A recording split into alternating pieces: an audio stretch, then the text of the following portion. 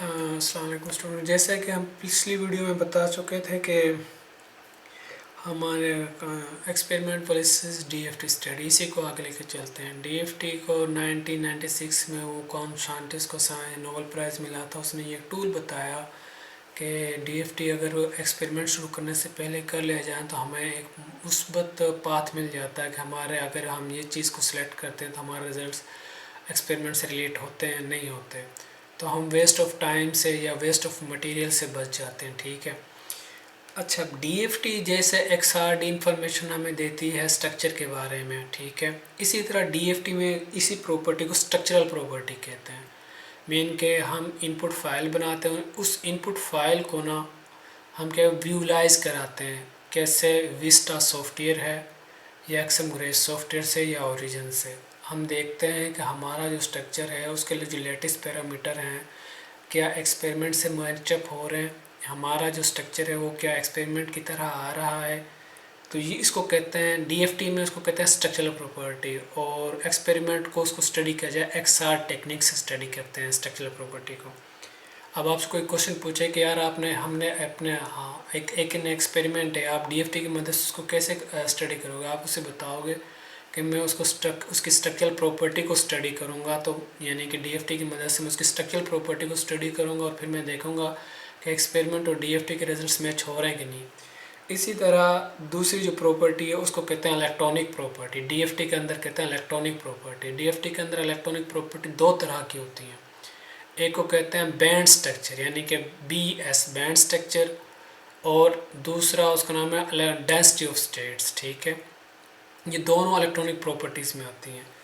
तो अब band structure क्या है? बैंड स्ट्रक्चर हमें इंफॉर्मेशन देता है कि जिस मटेरियल को हम स्टडी कर रहे हैं वो मेटल है या सेमीकंडक्टर है या इंसुलेटर है। अब मेटल और सेमीकंडक्टर और इंसुलेटर क्या है, याद रखिएगा कि अब यहाँ पे बेसिक फ़िज़िक्स शुरू हो जाती है। मैंने आपको पहले बताया था मैं बेस से लेकर एडवांस की तरफ जाऊँगा। अब बेसिक फ़िज़िक्स क्या है? बेसिक फ़िज़िक्स ये है कि ऐसा मटेरियल जिसका conduction band and the valence band, let first कीजिएगा ये क्या है कि कंडक्शन बैंड हमेशा क्या होता है, हाई एनर्जी होता है, और जो वैलेंस बैंड होता है वो लो एनर्जी होता है। When conduction band and the valence band are overlap to each other. ठीक है, इस तरह से ओवरलैप हो जाते हैं यानी कि फर्मी लेवल। लेट फर्स्ट कीजिएगा ये क्या हमारे पास कंडक्शन बैंड और ये क्या वैलेंस बैंड है। इन दोनों के दरमियान गैप है। जब ये गैप ख़त्म हो जाता है, कंडक्शन बैंड और वैलेंस बैंड एक दूसरे को मर्ज करना शुरू हो जाते हैं, तो यहाँ पे एक इमेजिनरी लाइन होती है। ठीक है, जिसको डॉटेड लाइन्स, अक्सर पेपर में उसको डॉटेड लाइन से शो किया जाता है, तो उसको कहते हैं Fermi level. What is the Fermi level? Fermi level एक इमेजिनरी लाइन है जिस पे हम कह सकते हैं कि ऐसी स्टेट्स जहाँ पे इलेक्ट्रॉन की जो स्टेट्स ऑफ एनर्जी वो ज़ीरो होती है। याद रखिएगा, इलेक्ट्रॉन की कभी भी एनर्जी ज़ीरो नहीं होती, किसी भी सूरत में एनर्जी ज़ीरो नहीं हो सकती। इलेक्ट्रॉन एक मूविंग पार्टिकल है, वो कभी भी रेस्ट हालत में नहीं होता। ये कुछ रूल्स हैं फ़िज़िक्स से ला के हम वक्त के साथ साथ फ़िज़िक्स को डेमोन्स्ट्रेशन करते रहेंगे कि फ़िज़िक्स क्या बताते। याद रखिएगा, एक अनसर्टेनिटी प्रिंसिपल है, उसके मुताबिक क्या है कि अगर हम पोजीशन फाइंड आउट कर लेते हैं तो हम उसका मीन के वेलोसिटी यानी कि जो पोजीशन अगर हम फाइंड कर लेते तो हम उसकी वेलोसिटी नहीं मेजर कर सकते। अगर वेलोसिटी मेजर कर लेते हैं तो पोजीशन मेजर नहीं कर सकते। लोकलाइज किस तरह से हम सिस्टम के एग्जांपल दे देते हैं। ठीक है, कहने का मकसद ये है कि अगर उसका मोमेंटम कंजर्व करोगे तो उसका वेलोसिटी कंजर्व नहीं रहेगा, वेलोसिटी कंजर्व करोगे तो मोमेंटम कंजर्व नहीं रहेगा। ठीक है, मीन के इस तरह से एक रूल है फिज़िक्स में। ठीक है, तो मैं इतनी हार्ड एंड फास्ट फिज़िक्स नहीं पढ़ाऊँगा, मैं जस्ट मटेरियल को स्टडी करने के लिहाज से हल्की फुल्की फ़िज़िक्स मुझे भी नहीं आती, लेकिन मैं आपके साथ सीखने की कोशिश करूँगा। तो क्या है कि डीएफटी वो इलेक्ट्रॉनिक प्रॉपर्टी है, उसको एक्सपेरिमेंटली कैसे स्टडी किया जाता है। तो हम क्या है कि अगर ये ओवरलैप हो जाता है कंडक्शन बैंड और वैलेंस बैंड, तो उसको हम कहते हैं कि ये मेटालिक है। ऐसा मटेरियल जिसका बैंड गैप ज़ीरो हो, such type of material is known as a metallic. Like अब इन सेमीकंडक्टर की बात करते हैं। सेमीकंडक्टर क्या है? लेट्स के ये हमारे पास कंडक्शन बैंड और ये क्या वैलेंस बैंड है, तो इन दोनों के दरमियान गैप है। ठीक है, याद रखिए कि सबसे बेसिक दुनिया में जो बेसिक सेमीकंडक्टर मटेरियल है ना वो सिलिकॉन था और जर्मेनियम था। पूरी कायनात में वाहिद दो एलिमेंट्स ऐसे हैं जो सेमीकंडक्टर मैचिंग शो करते हैं और ये नेचुरल तौर पे अकोर होते हैं जिनकी सेमीकंडक्टर प्रॉपर्टीज़ हैं।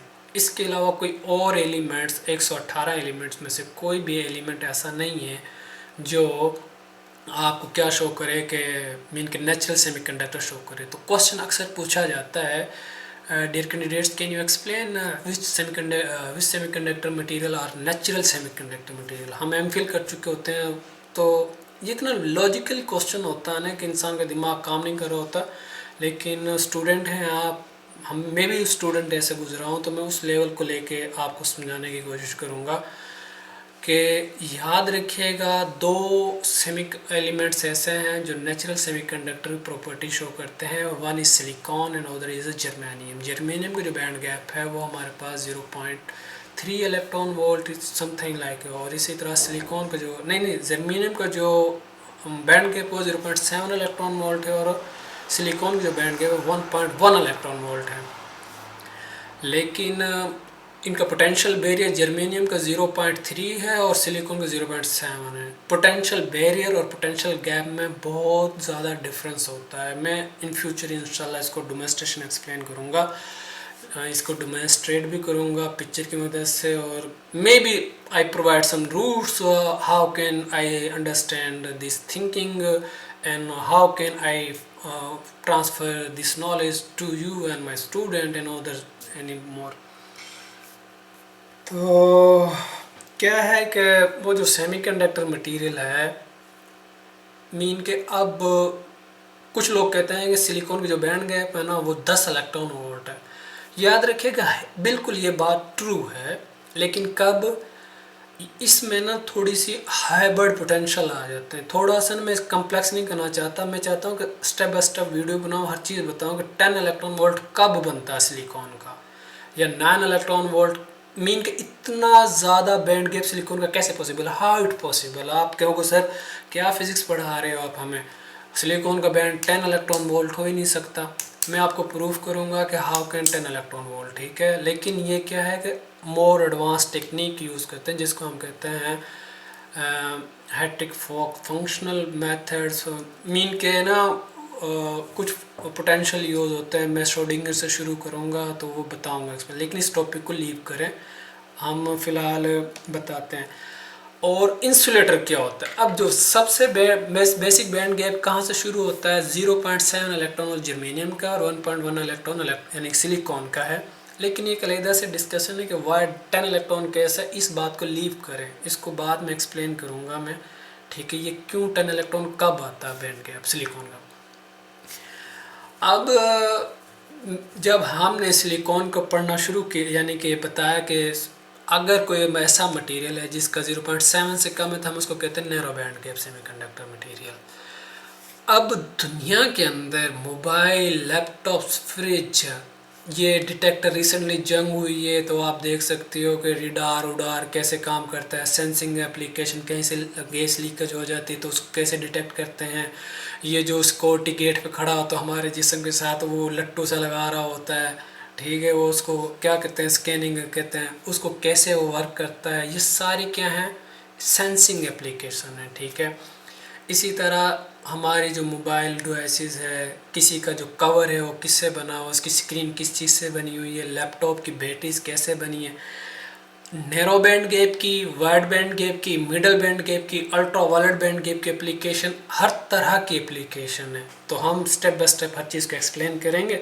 याद रखिएगा कि ऐसा मटेरियल जिसका बैंड गैप 0.7 हो, लेट 0.7 से कम हो, लेट फर्स्ट के एक मटेरियल उसको स्टडी के उसका जो बैंड गैप है वो है 0.3, 0.4, 0.5, तो हम ऐसे मटेरियल को कहेंगे कि ये narrow band gap semiconductor material है, ठीक है। लेकिन जैसे जैसे 0.7 से ऊपर जाएगा, 0.9, 0.10, 0.1, 0. तो हमको उसको कहेंगे कि ये मिड रेंज बैंड गैप है, ठीक है। मिड रेंज बैंड गैप का क्या मतलब है, 0.7 से लेके 1.1 ये नेचुरल सेमीकंडक्टर मटेरियल का बैंड गैप के दरमियान लाइक कर रहा है।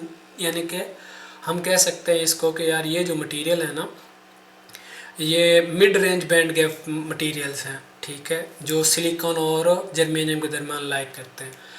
फिर ऐसा मटेरियल याद आ जाता है हमारे पास के जिसका जो बैंड गैप है ना वो हमारे पास 1 पॉइंट से लेके आगे की तरफ है, जैसे 1.7, 1.5, 1.4। अब याद रखें कि जो विजिबल स्पेक्ट्रम है ना हमारा 1.7 इलेक्ट्रॉन से लेकर 3.3 इलेक्ट्रॉन वोल्ट तक होता है। हमारा जो सनलाइट आती है ना इसका जो विजिबल स्पेक्ट्रम है इसकी जो रेंज शुरू होती है यानी कि 750 नैनोमीटर पे इसकी होती है 1.7 इलेक्ट्रॉन वोल्ट, ठीक है, और 400 नैनोमीटर पे इसकी जो एनर्जी होती है वो तो 3.3 इलेक्ट्रॉन वोल्ट, ठीक है। कोशिश करता हूँ मैं, मुझे इतनी हार्ड एंड फास्ट इंग्लिश नहीं आती लेकिन मैं समझाने की कोशिश करूँगा कि वो जो 1.7 इलेक्ट्रॉन से लेके 3.3 इलेक्ट्रॉन विजिबल स्पेक्ट्रम है। याद रखिएगा जितने भी रिसर्चर हैं, चाहे वो स्पेन में हैं, चाहे वो इटली में बैठे हैं, चाहे वो किसी भी दुनिया के कॉर्नर में बैठे हैं, उन रिसर्चर का मेन टारगेट्स ये है कि अभी तक 2025 के या 2022 के तक जो सोलर एफिशिएंसी 27.5% हुई है।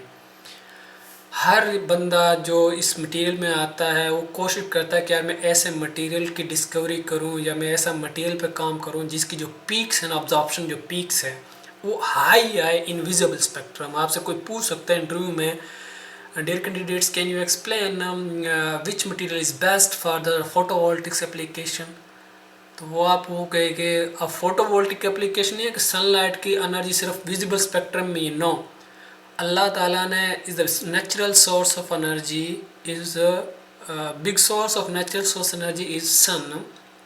तो ये क्या है कि इसकी जो स्पेक्ट्रम लाइट होती है ये इंफ्रारेड में भी है, विजिबल में भी, अल्ट्रा वायलेट में भी है।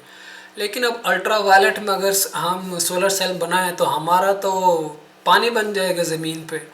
अगर अल्ट्रा वायलेट ज़मीन पे रेडिएशन ऑब्जॉर्व होना शुरू कर रहे हैं या सोलर सेल यूज़ करें तो हम तो वैसे ही पिघल के राख हो जाएंगे। गर्मी बढ़ रही है, मीन की इंट्रोपी बढ़ रही, ये फिज़िक्स है बिहाइंड द फिज़िक्स, इसको बाद में एक्सप्लेन करेंगे कि रीज़न क्या थी। तो जो साइंटिस्ट हैं वो चाह रहे हैं कि उनकी हायर अब्जॉर्प्शन कितने में आए, कि विजिबल स्पेक्ट्रम में आए, ऐसा मटेरियल डिस्कवर किया जाए। तो उसकी फिर एफिशिएंसी देखते हैं, उस एफिशिएंसी को हम सोलर सेल के तौर पर यूज़ करते हैं। अगर कुछ मटेरियल का जो बैंड गैप है वो अल्ट्रा वायलेट में बहुत ज़्यादा अब्जॉर्प्शन आ रही होती है तो हम उसको क्या सनलाइट के जैसा कि सैटेलाइट्स में एनर्जी प्रोड्यूस करनी होती है, वहाँ पे कैसे आपके सोच भी तो जाती होगी ना कि सैटेलाइट्स में कहाँ से एनर्जी आती है। बेसिकली सैटेलाइट्स के इर्द गिर्द सोलर पैनल लगे होते हैं कि जो अल्ट्रा वायलेट इर्द गिर्द की रेडिएशन को ऑब्जॉर्व करते हैं, या माहौल में जो कार्बन डाइऑक्साइड होती है उसको ऑब्जॉर्व करते हैं। और कार्बन डाइऑक्साइड के मालिक्यूल की खासियत होती है कि वो जब लाइट को ऑब्जॉर्व करता है कि वो पंपिंग करना शुरू हो जाता है, यानी कि वाइब्रेशन करना शुरू हो जाता है। Due to the collision of the vibration, carbon dioxide molecule causes to produce the electricity, and then we can control this electricity and use this electricity for fruitful purpose, ठीक है। बहरहाल एक लंबा प्रोसेस है कि इसको कैसे यूज़ करना, ये हमारा काम नहीं, मेरा काम है आपको बेसिक लेके चलना। तो बैंड गैप की और अब क्या है कि जैसे जैसे इलेक्ट्रॉन वोल्ट 5 इलेक्ट्रॉन वोल्ट से ज़्यादा हो जाते हैं, याद रखें अब बचपन में सेल होता था बैटरीज के अंदर, उसके ऊपर 5 इलेक्ट्रॉन वोल्ट, ठीक है। मीन के हम स्टूडेंट थे, मैं जो स्टूडेंट था मैं लैब में कुछ और काम करता नहीं करता था, मैं हर चीज़ को ये ज़रूर देखता था कि यार इसका पोटेंशियल कितना है, तो उसके ऊपर लिखा होता है कि 5 इलेक्ट्रॉन वोल्ट। अगर 5 इलेक्ट्रॉन वोल्ट से किसी मटेरियल का बैंड गैप ज़्यादा होता है तो फिर हम उसको इंसुलेटिंग एप्लीकेशन में तौर पे यूज़ कर लेते हैं। जैसा कि बस के अंदर प्लेटफॉर्म्स हैं, उनके ऊपर चलने वाला चीज़ें, लकड़ी की चीज़ें, उन पे तौर पे हम यूज़ कर सकते हैं, रबड़ और प्लास्टिक के तौर पे यूज़ कर सकते हैं, और भी बहुत इंडस्ट्री पर्पज़ में उनको यूज़ कर सकते हैं। क्योंकि हमें पता होता है कि यार इसको इतना जब तक करंट नहीं देंगे तो इसमें से करंट पास नहीं होगा, ठीक है। तो कहने का लुब्बा मकसद ये है कि इंसुलेटर मटेरियल वो होते हैं जिनका बैंड 5 इलेक्ट्रॉन वोल्ट से ज़्यादा होता है, हम उसको इंसुलेटर काउंट कर लेते हैं, ठीक है। और वो ऐसे मटेरियल जिनका इलेक्ट्रॉन बैंड गैप 5 इलेक्ट्रॉन से ज़्यादा हो वो अल्ट्रा वायलेट रीजन के लिए बेहतरीन होते हैं, क्योंकि अल्ट्रा वायलेट रीजन की जो एनर्जी शुरू होती है वो 3.3 से लेकर 13 इलेक्ट्रॉन वोल्ट तक होती है। तो उसके डिफरेंट स्पेक्ट्रम हैं, मीन के इनिशियल फेज स्पेक्ट्रम और हायर फेज स्पेक्ट्रम। ये एक अलहदा से स्टडी है, इसको भी हम लीव करते हैं, वक्त के साथ हम इसको भी एक्सप्लेन करेंगे। तो कहने का मकसद ये था कि बैंड गैप हमें मटेरियल की प्रॉपर्टीज़ बताता है कि वो मेटल है, सेमीकंडक्टर है, नैरो बैंड गैप है, या क्या है कि wider band gap semiconductor material है या इंसुलेटर मटेरियल है। तो ये तो था सेमीकंडक्टर और इंसुलेटर। उसके अलावा जो डॉस है, डेंसिटी ऑफ स्टेट्स, याद रखिएगा। अब इलेक्ट्रॉन को हम फाड़ के तो नहीं देख सकते, ये मटेरियल है, लेट फर्स्ट के कोई भी चीज़ है, ये एक कॉपी है मेरे पास जो भी है, मैं अब इसको देख ही जाऊँ, मैं नहीं बता सकता कि इसके अंदर इलेक्ट्रॉन कहाँ पर है, इनकी स्टेट्स क्या हैं। तो थ्योरेटिकली एक्सपेरिमेंट भी हम नहीं बता सकते। एक्सपेरिमेंट क्या होता है कि हम उसकी सेम करते हैं, स्कैनिंग इलेक्ट्रॉन माइक्रोस्कोप करते हैं, उसकी सरफेस को ना दूरबीन से देखते हैं और हम देखते हैं मीन के कोई टेक्निक्स है स्कैनिंग इलेक्ट्रॉन माइक्रोस्कोप, और हम उसका सैंपल बना के चेक करते हैं कि 2 नैनोमीटर पे इसका सैंपल कैसा है। अगर तो यहाँ पे करीब करीब मालिक्यूल हम कहेंगे होमोजिनिटी है, यार इसकी जो सरफेस है एक जैसी है। लेकिन अगर कहीं पर डंप है, कहीं पे मालिक्यूल है, कहीं पे स्पेस है, कहीं पे क्या है, तो हम कहेंगे नॉन होमोजिनिटी इसकी सरफेस है, ये ना क्या कहते हैं क्रिस्टलाइन मटेरियल्स नहीं है, ठीक है, रॉक साल्ट स्ट्रक्चर मटेरियल की नेचर नहीं है। बहरहाल ना ये एक अलहदा सा वाइडर स्टडी। तो स्कैनिंग इलेक्ट्रॉन माइक्रोस्कोप को हम कंपेयर करते हैं बैंड स्ट्रक्चर से, ठीक है, यानी कि उसकी डेंसिटी ऑफ स्टेट्स उसको कहते हैं कि उसमें इलेक्ट्रॉनिक जो स्टेट्स हैं वो करीब करीब हैं क्या है, या एक और जो है ना उसको कहते हैं theoretically electron localise function, ELF। Electron localise function हमें बताता है अगर उसकी जो बॉन्डिंग है वो करीब करीब है तो हम कहेंगे ये यार होमोजिनिटी। अगर उसकी बॉन्डिंग स्प्रेड हो रही है तो हम कहेंगे नॉन होमोजिनिटी, कहीं पे भी डेंसिटी ज़्यादा कहीं पे कम है। और ये दूसरी प्रॉपर्टी हम डेंसिटी ऑफ स्टेट से भी निकाल सकते हैं। डेंसिटी ऑफ स्टेट हमें एक और इन्फॉर्मेशन देती है कि कौन कौन से एलिमेंट्स की कंट्रीब्यूशन इस कंपाउंड को बनाने में किरदार अदा करती है। फॉर एग्जांपल इंसान का स्ट्रक्चर को ना डेंसिटी ऑफ स्टेट्स कैलकुलेट करते हैं। फॉर एग्जांपल जब हमने इंसान किस चीज़ से मिलके बनाए, मीन के हम कोशिश करें तो हमारे अंदर आयरन है, पोटाशियम है, रुबिडियम है। अब ये सारी जब चीज़ मिलती हैं तो क्या बन जाता है, कंपाउंड बन जाता है। उस कंपाउंड को जब स्टडी किया गया ना हमने देखा हमारे जिस्म में जो सबसे ज़्यादा हाई पीक आ रही है ना डेंसिटी ऑफ स्टेट्स बताती है कि वो आयरन की बहुत है। इसका मतलब हम बता सकते हैं कि जो कंपाउंड किसी भी एप्लीकेशन में है उसकी डेंसिटी ऑफ स्टेट्स पर इलेक्ट्रॉन स्टेट अगर स्टडी करें तो हम बता सकते हैं कि कौन सी स्टेट्स इस कंपाउंड में ज़्यादा कंट्रीब्यूट कर रही है। यानी कि हम बता सकते हैं उसकी एस ऑर्बिटल, फॉर एग्जांपल जो पीरियोडिक टेबल है उसमें कितने ब्लॉक्स हैं, टोटल 4 ब्लॉक्स हैं, S block, P block, D block और एफ ब्लॉक। अगर एफ ब्लॉक से एलिमेंट्स लेंगे तो वहाँ उसकी एफ ऑर्बिटल स्टेट्स कंट्रीब्यूट करेगी। और एफ ऑर्बिटल की कौन सी स्टेट्स कंट्रीब्यूट करेगी ये हमें डॉस बता सकती है, ठीक है। डॉस को जब हम प्लॉट स्टडी करते हैं तो डेंसिटी ऑफ स्टेट्स, तो सिंपल अल्फाज में जब आप पेपर स्टडी करते हो तो बहुत जगह ये पे लिखा होता है कि density of states provided the constitution of an elements that make a compound, यानी कि और इसके अलावा density of states also verify the electronic property in band structure. अच्छा, दूसरे अल्फाज में ना एक टेक्निक है कि बैंड स्ट्रक्चर एक्सपेरिमेंटली कैसे निकालेंगे। तो एक्सपेरिमेंटली एक जो टेक्निक्स है ना अक्सर क्वेश्चन किया जाता है कि you can perform ab initio study master then in our research is totally depend on the experiment, how can you contribute this project as a researcher. तो आप इसका क्वेश्चन ये दे सकते हो कि मैंने DFT में ये स्टडी किया, मैंने अपने रिजल्ट्स एक्सपेरिमेंट से इनसे कंबाइन करके बता सकता हूँ। जैसे कि इलेक्ट्रॉनिक प्रॉपर्टी का बैंड स्ट्रक्चर है वो एक्सपेरिमेंटली UV स्पेक्ट्रोस्कोपी से कैलकुलेट की जाती है। तो हम MPhil कर चुके होते हैं, स्टडी कर चुके होते हैं, लेकिन हम क्या करते हैं थ्योरेटिकल स्टडी को और एक्सपेरिमेंटल स्टडी को मैचअप नहीं कर पाते और इसी वजह से हम नाकामी का सामना करते हैं। पाकिस्तान में बहुत सारे स्टूडेंट ऐसे हैं जो बेचारे MPhil करके बैठे हैं लेकिन वो जस्ट वो जो एग्जामिनर होता है जो भी आपसे क्वेश्चन पूछता है वो सिंपल से क्वेश्चन पूछता है आपसे, वो आप नहीं देते तो फिर आपको क्यों भाई स्कॉलरशिप देगा वो? जनाब साहब आप शहनशाह आलम तो है नहीं कि आपको स्कॉलरशिप देगा। ठीक है, मेहनत करें अपने माँ बाप के साथ, मुखलिस रहें, और बाकी नसीब अल्लाह ताला करता है अच्छे बुरे। खैर, हम ये आगे स्टडी की तरफ आते हैं। तो सैम जो है वो सरफस के बारे में बताती है, और सरफस में किस तरह की स्ट्रक्चर है वो हम इलेक्ट्रॉन लोकलाइज फंक्शन ELF से हम चेक करते हैं कि उसका अंदर कैसे इलेक्ट्रॉन डिस्ट्रीब्यूट हैं। ठीक है, इसी तरह फिर जो अल्लाह भला करे जो यूवी स्पेक्ट्रोस्कोपी बैंड बताती है, और फिर आगे आ जाता है टेम। अब जो टेम भी है ना वो भी इलेक्ट्रॉन यानी कि लोकलाइज फंक्शन के बारे में बताया। देखें ना, जो इलेक्ट्रॉन का ग्लाफ है उसके अंदर इलेक्ट्रॉन की स्टेट्स कैसे, हम बस इमेजिनरी कर रहे होते हैं कि यार इस सर्कल में, एक्चुअली इलेक्ट्रॉन ऐसे मूव नहीं कर। इलेक्ट्रॉन की जो मूव है ना ऐसे वेव की शक्ल में मूव करता है, यानी कि वेव की शक्ल में। इन फ्यूचर वीडियो बनाऊंगा और उसमें डिपेक्टेड शो करूंगा कि how electron move in nucleus, और उसकी जो एनर्जी है वो कैसे वेरी करती है। तो हम थोड़ा सा टच देंगे क्वांटम को, और बहरहाल वो बाद की स्टडी है। उसके बाद हम आ जाते हैं FTIR। FTIR का मतलब होता है फोरियर ट्रांसफॉर्मेशन इंफ्रारेड। ठीक है, फोरियर ट्रांसफॉर्मेशन के अगर हम यानी कि थोड़ी सी स्टडी करें ना, मुझे इतनी आती नहीं है भाई, मैं क्लियर कट बताता हूँ, मैं जस्ट आपको रिमाइंडर करवा रहा हूँ। फोरियर ट्रांसफॉर्मेशन इंफ्रारेड क्या होती है, उसका जो इवन फंक्शन होता है ना वो हमेशा डबल होता है, जबकि ऑड फंक्शन में क्या हो जाता है वो ज़ीरो होता है। इतना मुझे याद है, बाकी कैलकुलेशन आप जाने, आपका काम जाने।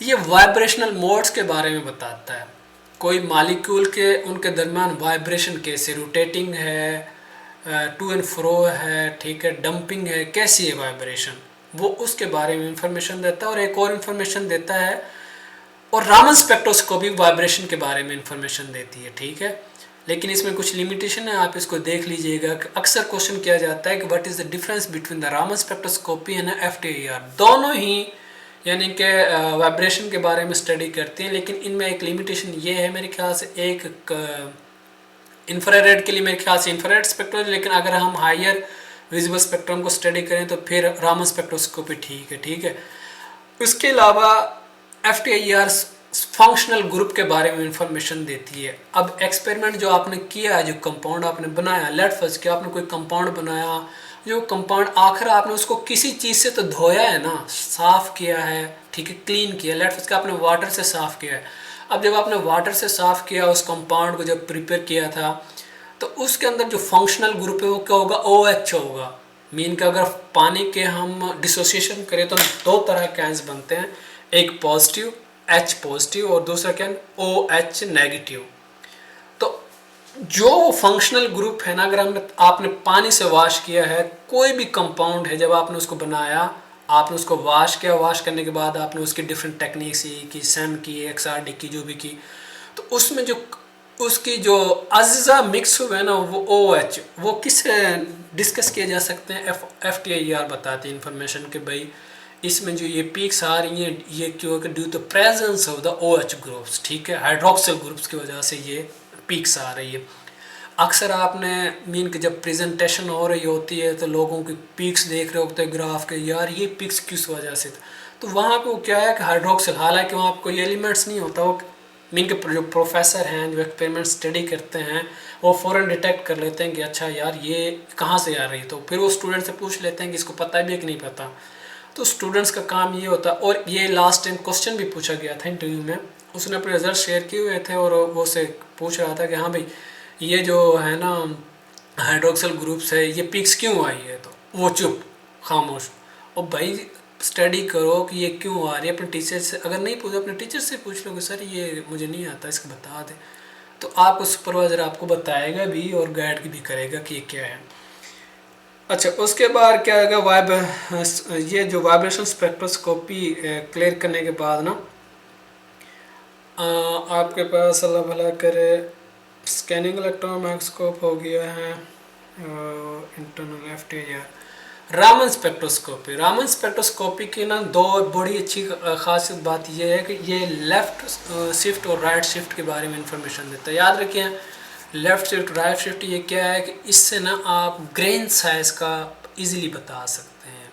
मीन के ग्रेन साइज़ ज़्यादा है तो उसका क्या होगा, बैंड स्ट्रक्चर ज़्यादा होगा कम होगा। अगर ग्रेन साइज स्मॉल है तो उनका बैंड स्ट्रक्चर ज़्यादा होगा कम होगा। ये इससे रिलेटेड इन्फॉर्मेशन है। I have no idea about much, लेकिन ये मीन के आप कह सकते हो कि ग्रेन साइज के इससे स्टडी किया जा सकता है। उसके अलावा रामन स्पेक्ट्रोस्कोपी वाइब्रेशनल स्टडी को भी इंफॉर्मेशन देता है। ठीक है, फिर आ जाता है कि ऑप्टिकल प्रॉपर्टी डीएफटी में हम करते हैं। ठीक है, उसमें क्या है कि उसको भी अल्ट्रावायलेट स्पेक्ट्रोस्कोपी से हम डिस्कस करते हैं। हमारा जो ऑब्जॉर्प्शन है वो और जो डीएफटी से कैलकुलेट की गई है, डीएफटी में किस मेथड से कैलकुलेट की गई है उसको कहते हैं क्रॉमर क्रोमिंग मॉडल। ठीक है, उसकी मदद से क्या होते हैं, हम डायलेक्ट्रिक फंक्शन निकालते हैं, रिफ्रैक्टिव इंडेक्स निकालते हैं, एक्सटेंशन कोफिशिएंट निकालते हैं, ऑप्टिकल कंडक्टिविटी निकालते हैं, फिर एब्जॉर्प्शन निकालते हैं। ठीक है,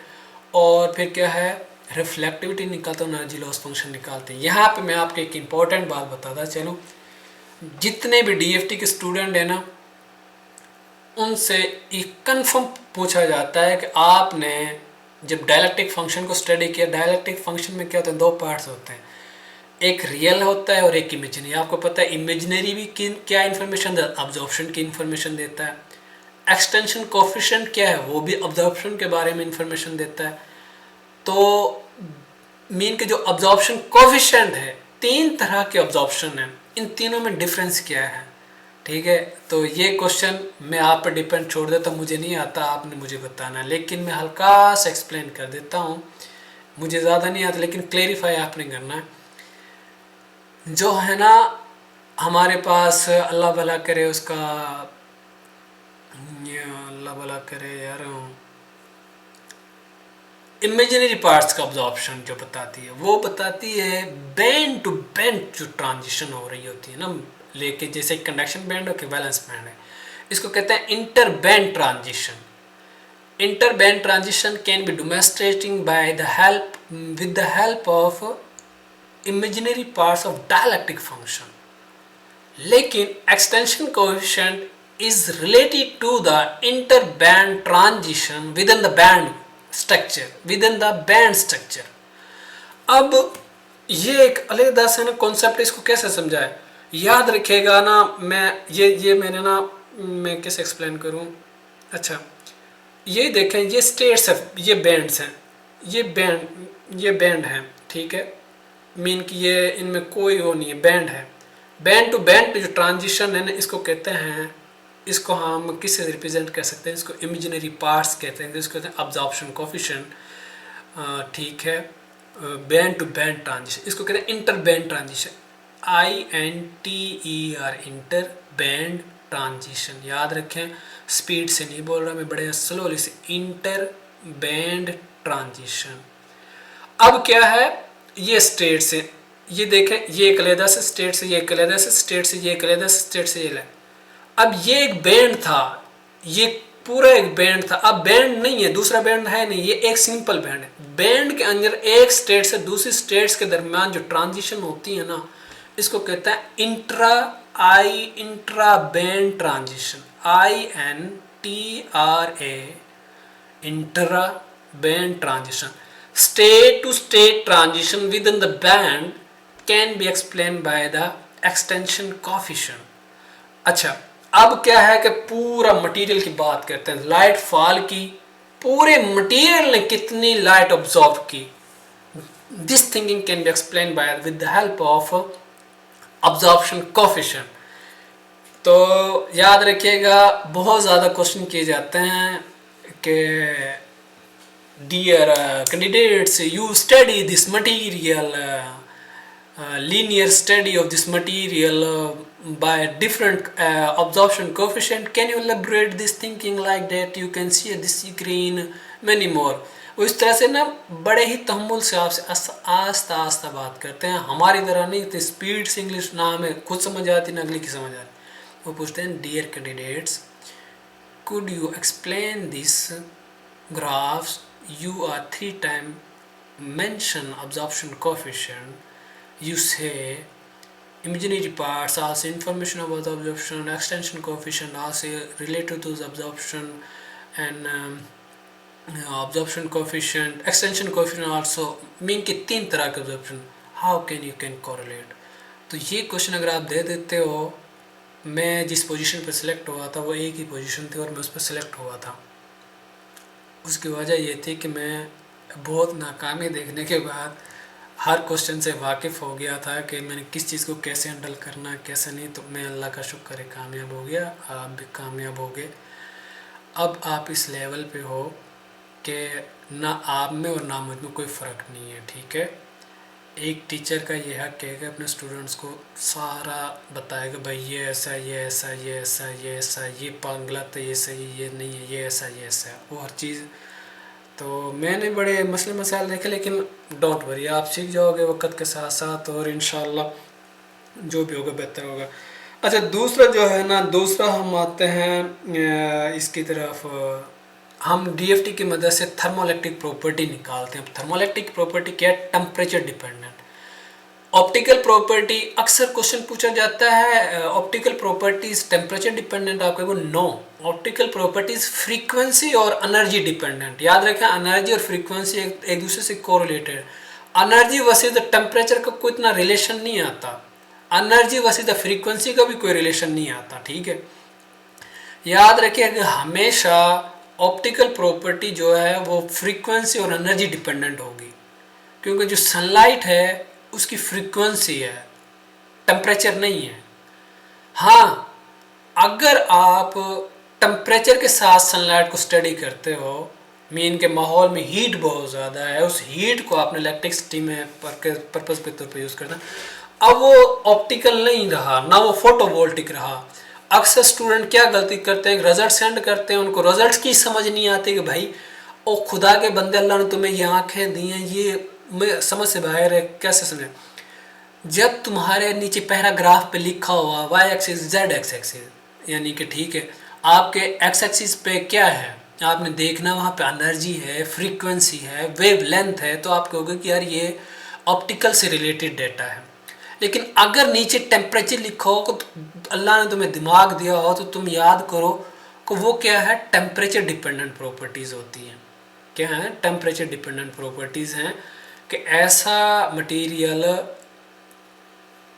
optical property is a frequency and energy dependent properties that can be demonstrated by the 8 optical parameters like dielectric function, which is the sum of real and imaginary parts, refractive index, extension coefficient, optical conductivity और absorption coefficient, reflectivity and energy loss function।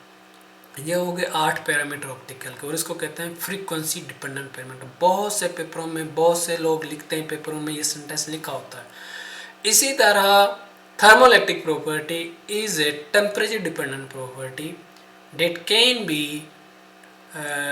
explained by 8 temperature dependent parameter like number of charge carrier, number of Seebeck coefficient, electrical conductivity, ठीक है, hall coefficient, ठीक है, उसके बाद optical conductivity, no optical नहीं, electrical conductivity, electrical conductivity, thermal conductivity, ठीक है, power factor, figure of merits.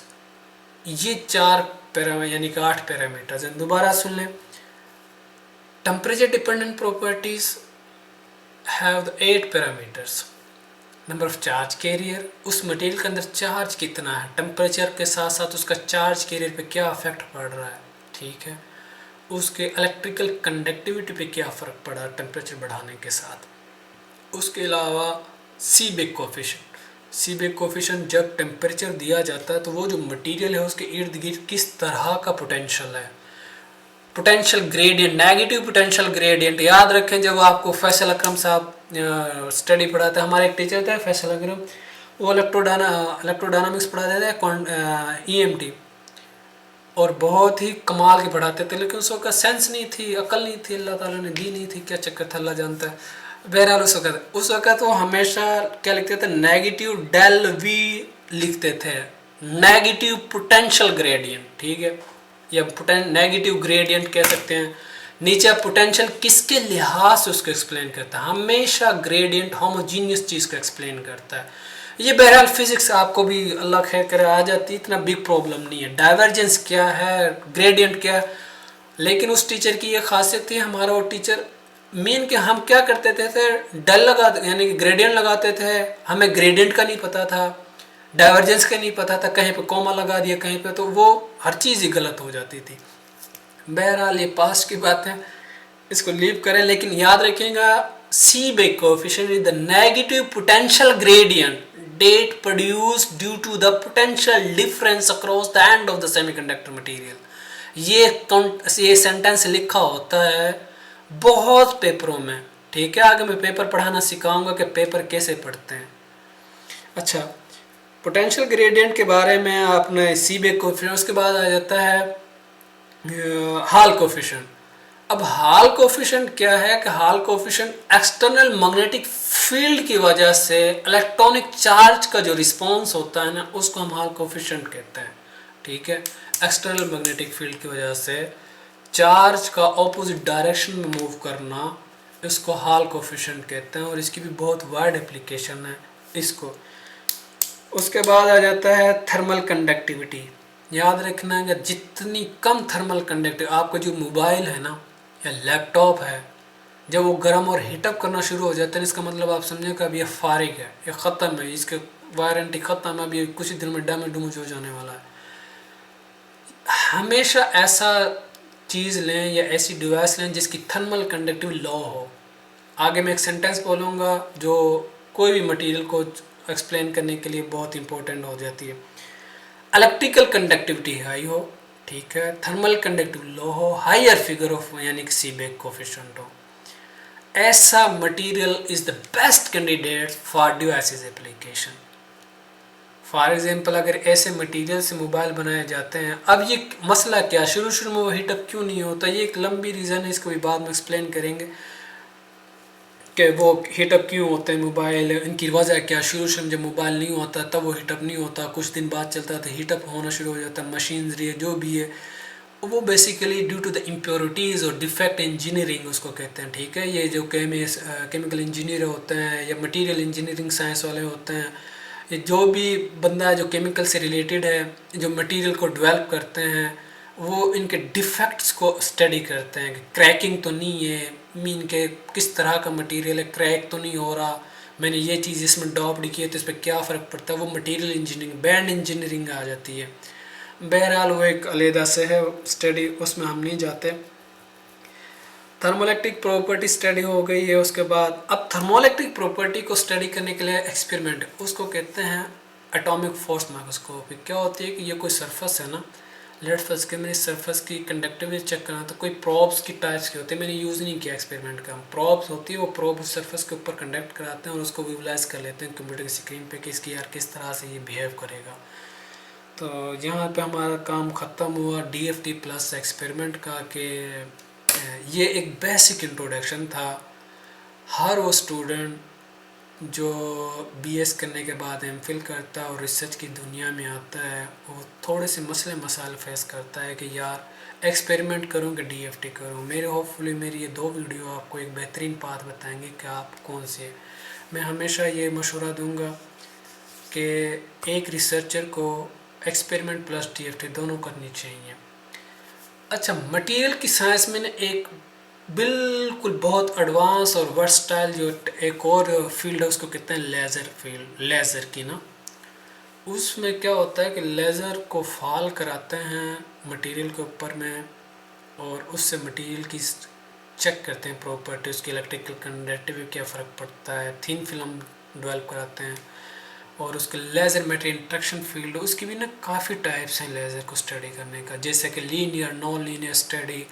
तो ये बहुत ही एडवांस लेवल की स्टडी है, और होपफुली इंशाल्लाह अगर आप कोशिश करते हैं, डिपेंड करता है आपने सुपरवाइज़र कौन सा सिलेक्ट करना है, आपने लेज़र में जाना है, मटेरियल इंजीनियरिंग में जाना है, आपने किस एप्लीकेशन पे काम करना है। अब मटेरियल में भी एक्सपेरिमेंट डिफरेंट तरीके से स्टडी की जाती है। आगे से क्या है, कुछ लोग लेज़र के फील्ड में चले जाते हैं, लेकिन उन्होंने भी यही टेक्निक्स यूज़ करनी होती है मटेरियल को स्टडी करने के लिए। टेक्निक्स यही यूज़ होनी है हर, चाहे वो कुछ भी है। कुछ लोग प्लाज्मा की तरफ चले जाते हैं, कुछ लोग क्या हो जाते हैं बीम आयन यानी कि मटेरियल में आयन डिपॉजिट कराते हैं, ठीक है, उसकी तरफ चले जाते हैं। कुछ लोग क्या करते हैं कंपोजिट्स बनाते हैं, मुख्तलिफ केमिकल को मिलाते हैं और उनकी कंपोजिट बनाते हैं और देखते हैं कि यानी कि कंपाउंड बनाते हैं, फिर उसकी डीएफटी करते हैं मीन के इस तरह से। अब ये आपका डिपेंड करती है कि नेचर आप किस फील्ड में इंटरेस्ट रखते हैं। हमेशा ऐसी फील्ड को चूज़ करें जिसमें आपको इंटरेस्ट, अगर इंटरेस्ट नहीं है तो अदरवाइज़ उसका रिसर्च का कोई फ़ायदा नहीं है। फिर वो आपका कोई भी सुपरवाइज़र है कोई भी नहीं है, हमेशा उस सुपरवाइज़र को सिलेक्ट करो जिसमें आपका इंटरेस्ट हो। मैं ये आपको स्ट्रॉन्गली रिकमेंड करता हूँ कि इंटरेस्ट के बगैर रिसर्च करना कोई फ़ायदा नहीं है। आपके पास डिग्री होगी लेकिन कोई फ़ायदा नहीं है। और एक अच्छा रिसर्चर यही होता है कि जो मुश्किल वक़्त को फाइट करे, ऐसा नहीं है। और अगर मुश्किल वक़्त आता है तो वो उसको ना मोर स्ट्रॉन्ग बनाता है, चीज़ें सीखने को मिलती हैं, ठीक है, बहुत सी चीज़ें बंदा हैंडल करना सीख जाता है। लेकिन अगर मुश्किल वक़्त नहीं आता तो वो फिर ठीक है डामाडोल। ये हालात मुश्किल होता है बर्दाश्त करना, लेकिन अगर तुम बर्दाश्त कर जाते हो तो ये बहुत ही कमाल की यानी कि फील्ड है। अल्लाह तो आपको कामयाब करे भाई। आगे हम क्या है कि अगला जो टॉपिक्स होगा वो मैं आपको बताऊंगा कि ना डीएफटी की मदद से कैसे इनपुट फाइल बनाते हैं और उनको कैसे विजुलाइज करते हैं, स्टेप बाय स्टेप हम एक्सप्लेन करेंगे और हल्के हल्के फिज़िक्स पढ़ते जाएंगे। अल्लाह हाफिज़।